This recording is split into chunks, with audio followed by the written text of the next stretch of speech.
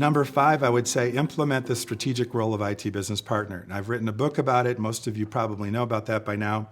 Maybe you're a little tired of me talking about it, but I'll tell you what, the companies that get this right change the trajectory of their careers.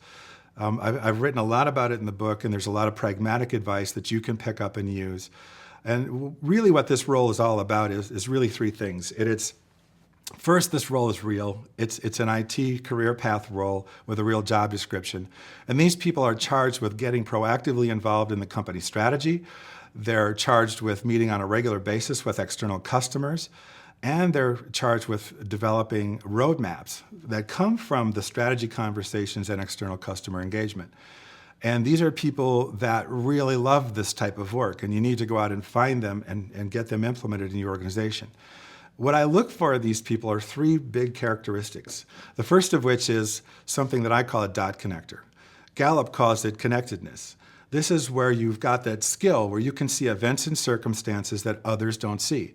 We all know some very famous people who are very good at that. I think of Steve Jobs and the iPod when it first was released, where he married the music industry with individual consumers' music preferences. That's one good example of that.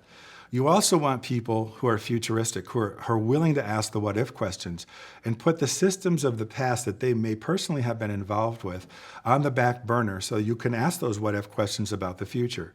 And then you want people who really love to relate, who love to work across lines within the organization and with external customers. So those are the strengths that I look for. In addition, I think you have to legitimize the role. And here on this slide, you'll see the acronym BRM, Business Relationship Manager. And I use Business Relationship Manager and IT Business Partner interchangeably, so sorry for the confusion.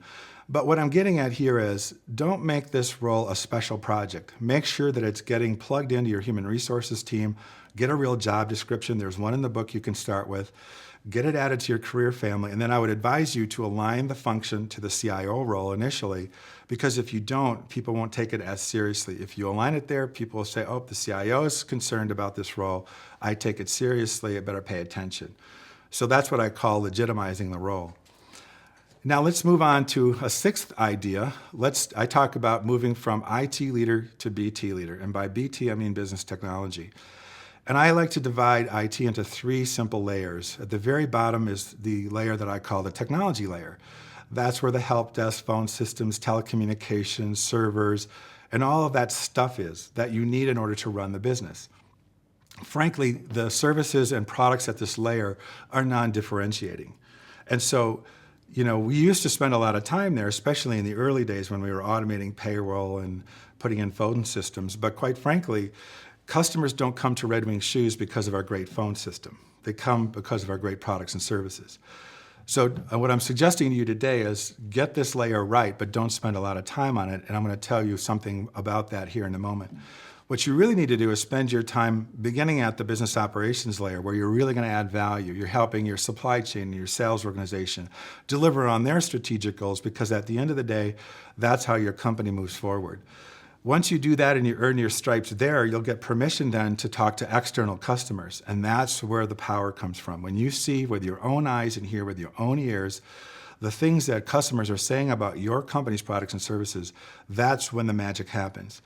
And what I like to think about is, if you're spending your time on the bottom, the best you can hope for is IT service leadership. That's not a bad goal. It's just not going to help your company get to 4x results.